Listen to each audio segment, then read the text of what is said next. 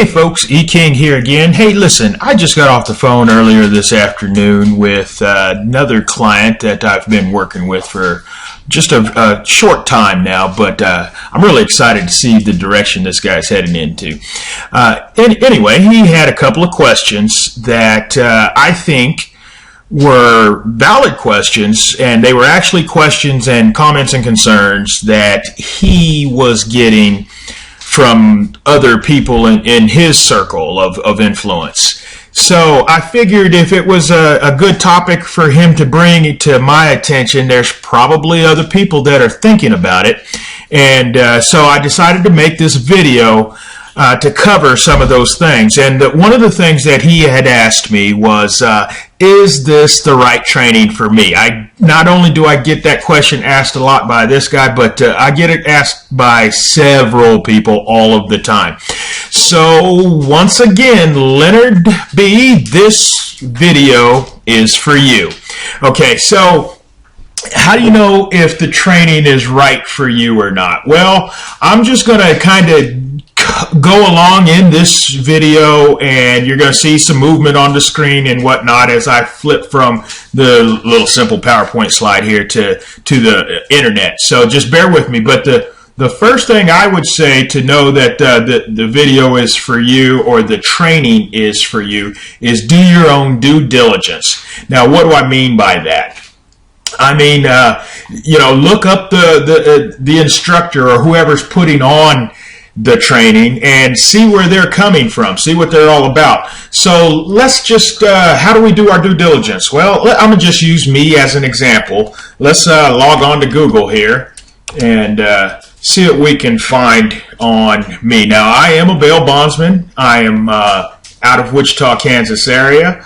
So let's look up, there it is right there, Kansas Insurance Department, and see what the Kansas Insurance Department has to say about Eric King. So we're going to click over here to the department. We're going to go down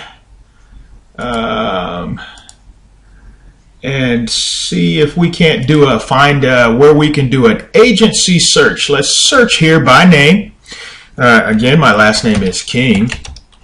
First name is E, and this is how you would do your due diligence on whoever you're wanting to get your training from. You know, for me, easy place to start in this particular instance. We're talking about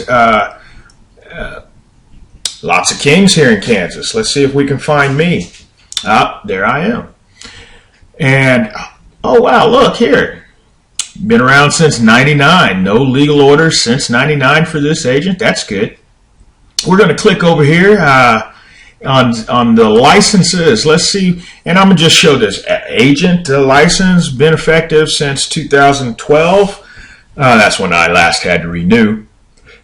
Qualified lines. Let's see what my qualified line, bail bonds, active. And we can go on and do some more. You can find out just about everything you want on the Kansas Insurance Department.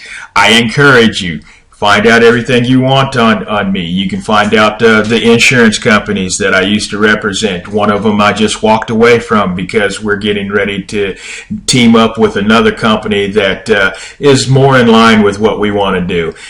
There's for the non-compete orders and everything else, I'm not going to go into too much detail. Actually, we'll cover that in this webinar that's coming up, and I'll talk more about that later.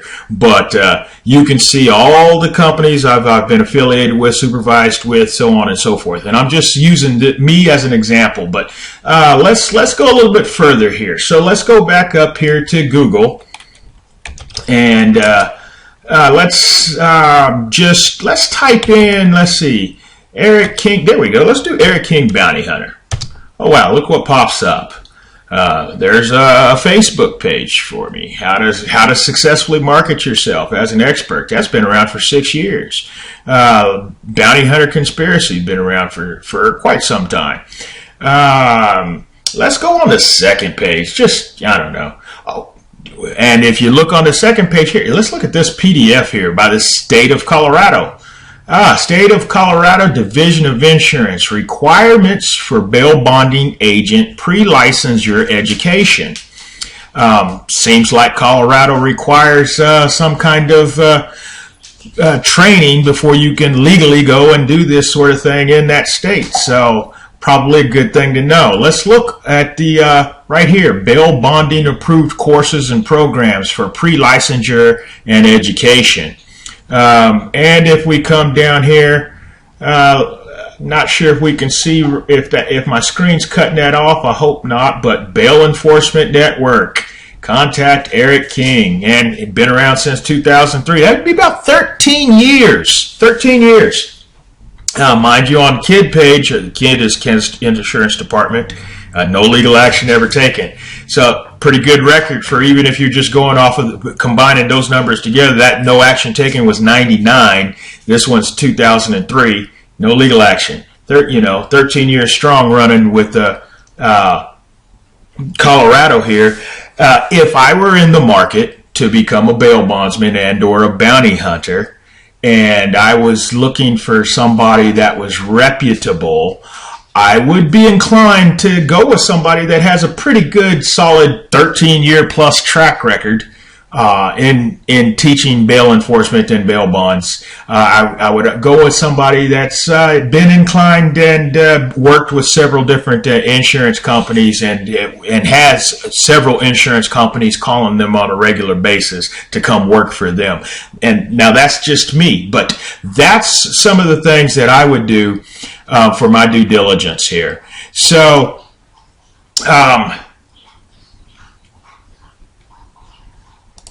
here we go.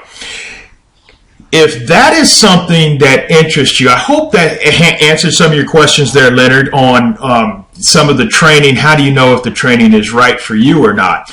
Now, coming up this Friday, okay, at the end of this week, I'm going to be doing a webinar where we go into detail, not only about doing due diligence and knowing if the training is right for you, but we're going to be covering some of the other things that you see right here on the screen too.